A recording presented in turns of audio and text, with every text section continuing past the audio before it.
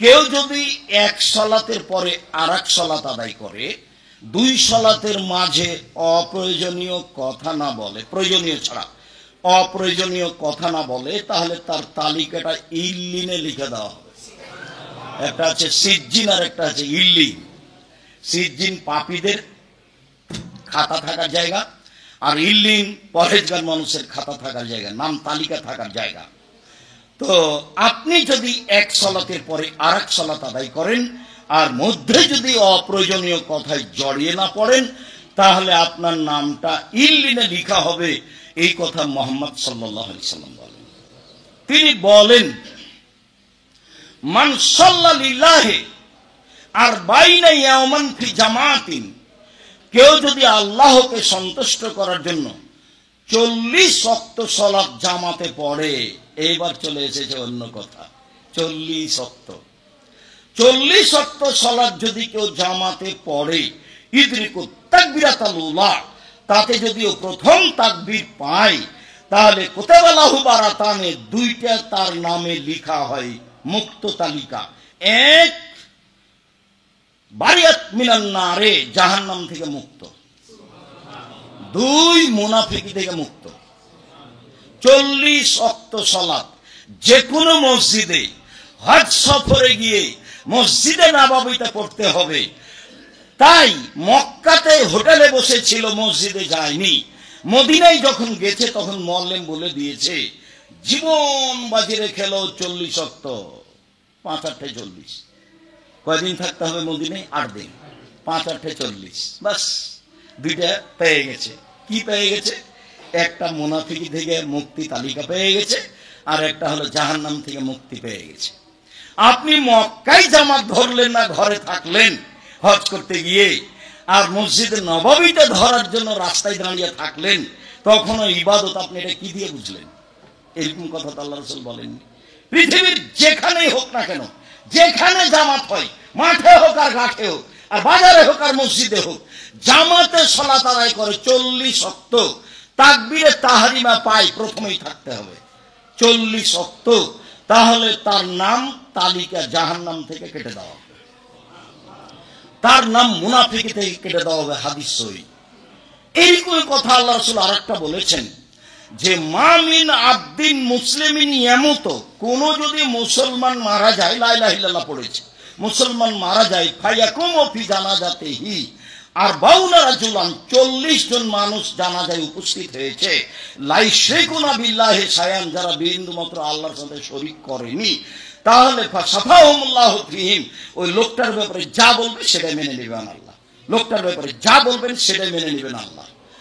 তো এটা তো বাংলাদেশ বিপদ সীমার উপর দিয়ে শিরক আছে, তো শিরক করেইতে গেছি জানা যায়, সবই তো শিরক, সারাদিন দেখতে আছে। নইলে ছেলে মেয়ে আছে তো সোনার বাংলা তো বলছেই, ওরা তো আপনাকে মুশরিক বানানোর সবচেয়ে বড় পথ এদেশের মাটিতে। ছাত্র শিক্ষক, ছাত্রী শিক্ষিকা, মানুষজন, দেশবাসী, সবাইকে আরো যত পথ আছে।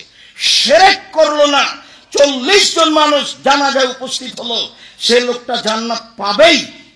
40 ওয়াক্ত তাকবীরে তাহরিমা পেল, আল্লাহকে সন্তুষ্ট করার জন্য আদায় করেছে সালাত, তাহলে তার দুইটা তালিকা হবে। এক, জাহান্নাম থেকে মুক্তি, এটা লিখে দেওয়া হয়েছে। দুই, মুনাফিকি থেকে মুক্তি, এটা লিখে দেওয়া হয়েছে। সম্মানিত দিনী ভাই বোন, আগামী জুমা থেকে সালাতের নিয়মাবলীর উপরে কথা হবে ইনশাআল্লাহ। আপাতত সংক্ষিপ্তভাবে হলেও সালাতের ফজিলত আপনাদের সামনে পেশ করলাম। ওযুর ফজিলত এক সময় বলছিলাম, আজকে সালাতের ফজিলত বলছিলাম। পরের কথাটি হচ্ছে এই যে, আপনাদেরকে আমি অন্তর থেকে ভালোবেসেই বলি, আমি প্রতি জুমায় আসবো, এ কথাই ঠিক ইনশাআল্লাহ, কোনো দুর্ঘটনা, কোনো সমস্যা না থাকলে। আমি এ কারণে চাই, জাতির সামনে লাখো জনগণ যাদের সামনে, তারা সঠিক কথা বলছে আমার বিবেচনাতে বলে না, আমরা জনগণকে সামনে পেলাম না। আমি মিডিয়াকে এই জন্য এখন স্থান দিই, আগে দিতাম না, কেননা আমরা সব জায়গায় যেতে পারি না, মানুষ আমাদের সহ্য করে না। তাই মিডিয়ার মাধ্যমে যদি যাই বিভিন্ন জায়গায়, তাহলে একটা হক পথ তারা কিছু না কিছু পাবে, যা আমরা ফল বুঝতে পারি। এই মর্মে আমি আপনাদেরকে অনুরোধ করি, জুমার দিন অন্তত ভাই বোন, খালা ফুফু, আত্মীয় স্বজন, বন্ধু বান্ধব সম্ভবপর চেষ্টা করবেন একটু ডেকে নিয়ে আসা।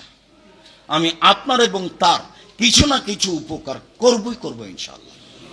যেমন আজকে খুতবার শেষে বললাম যে এই যে 40-এর প্রতারণা দেওয়া হয়েছে হাজিদের, তাহলে এটা হাজিদের জন্য খাস? এটি কি মসজিদের নবাবির জন্য খাস? এটা সারা পৃথিবীর মানুষের জন্য আম। যে যেখানে আছে, জঙ্গলে মাঠে ঘাটে আছে, 3 জন একসাথে জামাত আদায় করবে, সালাত আদায় করবে 40 ওয়াক্ত, বাস। আর 40 দিন এরা ধরে নিয়েছে, 5-8 40 হয়, বাস। 8 দিনের সরকার ভাবে সুবিধা পেয়েছে, 8 দিন কোথায় গিয়ে থাকবে? মসজিদে নববীতে থাকবে। ধর্ম তো এমন নয়, ধর্ম তো প্রতারণা নয়। কিভাবে এটা হতে পারে? মক্কায় জামাত ধরে না, সেটা পৃথিবীতে সবচেয়ে দামি জায়গা হলো মক্কা। মসজিদে নববীতে 2 রাকাত সালাত আদায় করলে অন্য মসজিদের চেয়ে 1000 গুণ বেশি নেই। কি হবে? হাদিস বুখারী মুসলিম। আর কাবা ঘরে 1 ওয়াক্ত সালাত আদায় করলে অন্য পৃথিবীর মসজিদের চেয়ে 1,00,000 গুণ বেশি হবে। এই হাদিস জয়ীফ। হাজারো লাখ গুণ বেশি হবে। এগুলো সব সহি, বেহিসাব নেকি হবে কাবা ঘরে সালাত আদায় করলে। এগুলো হলো সব সহি। যাতে 1 লক্ষ খাস করা আছে সেটা ঠিক নয়। মনে হয় আমি বুঝাতে পারি না কথা। যাতে বেহিসাব বলা হয়েছে লক্ষ লক্ষ, সেগুলো হাদিস ঠিক, একাধিক হাদিস। যার কারণে কাবা ঘরে কোনো নিষিদ্ধ সময় নেই। 24 ঘন্টা সালাত চলবে, 24 ঘন্টা তওয়াফ চলবে। এর নাম কাবা ঘর। এইখানে হোটেলে শুয়ে থাকলো আর ওই মসজিদে নববীতে গিয়ে রাস্তায় দাঁড়িয়ে আছে জামাত ধরার জন্য। এটা তো শরীয়ত নয়। আমি আপনার দিনী ভাই বোন আসলে, বন্ধু বান্ধব আসলে, আমি তার চূড়ান্ত সঠিকটা দেওয়ার চেষ্টা করবো ইনশাআল্লাহ। আর যেহেতু আমরা কি অবস্থায় এই সেন্টারে অবস্থান করি আপনারা ভালোভাবেই জানেন, কাজেই যারা এখানে কর্মচারী, যারা এখানে শিক্ষক, যারা এখানে অভিভাবক, যারা এসেছি, কেউ সামনে দিয়ে যখন কোটাটা যাবে তখন যেন খালি হাতে না যাই। এটা আমার জোরালো অনুরোধ। আল্লাহ রাসূল একটু খাদ্যের অভাব দেখলে সালাতের পরে থামিয়ে সবাইকেই সহযোগিতা করতে পারতেন, করতে বলতেন। তো এমনও এসেছে যে কোন সাহাবী একটাই খেজুর নিয়ে এসেছে। তা আপনি এতে কি বুঝলেন? মানে ও শরম করেনি, নবীর কথাটাকে বাস্তবায়ন করার চেষ্টা করেছে। একটা রুটির 4 ভাগে 1 ভাগ রুটি ছিল, ওই 1 ভাগই নিয়ে চলে এসেছে বাড়ি থেকে দেখে। তার মানে সবাই যখন অংশগ্রহণ করব তখন এটা ভালো হবে ইনশাআল্লাহ। আর সাপ্তাহিক মাসিক দান হিসাবে সবাই থাকার চেষ্টা করবেন। 500 টাকা হোক, 1000 টাকা হোক, 100 টাকা হোক। আমার দিনী বোনেরা যারা আছেন আপনারা অংশগ্রহণ করবেন। একে সুন্দরভাবে চালাতে হলে আমাদের আর্থিকও কুরবানি দিতে হবে, অন্যথায় এটা তো আমরা সুন্দরভাবে চালাতে পারবো না। আমাদের সামনে তো এক শ্রেণীর মানুষ দিন ধর্ম প্রচার করছে, যাদের কাছে সঠিক কথা আছে তারা আমরা অনেক সময় বুঝতে পারি না যে সঠিক আছে। আমি আব্দুর রাজ্জাক বিন ইউসুফ আপনাদের সাথে থেকে আপনাদেরকে আমি দিনী ভাই বোন মনে করে আপনাদের জন্য আন্তরিকভাবে দোয়া করি, নিজের জন্য যেমন করি। আল্লাহ আমাদের যারা মারা গেছে তুমি তাদের কবরের শাস্তি মাফ করো। আমাদের আত্মীয় স্বজন, বাপ দাদা, চাচা চাচি যারা মুসলমান চলে গেছে তুমি তাদের কবরের শাস্তিকে মাফ করো, তাদের কবরকে প্রশস্ত করো।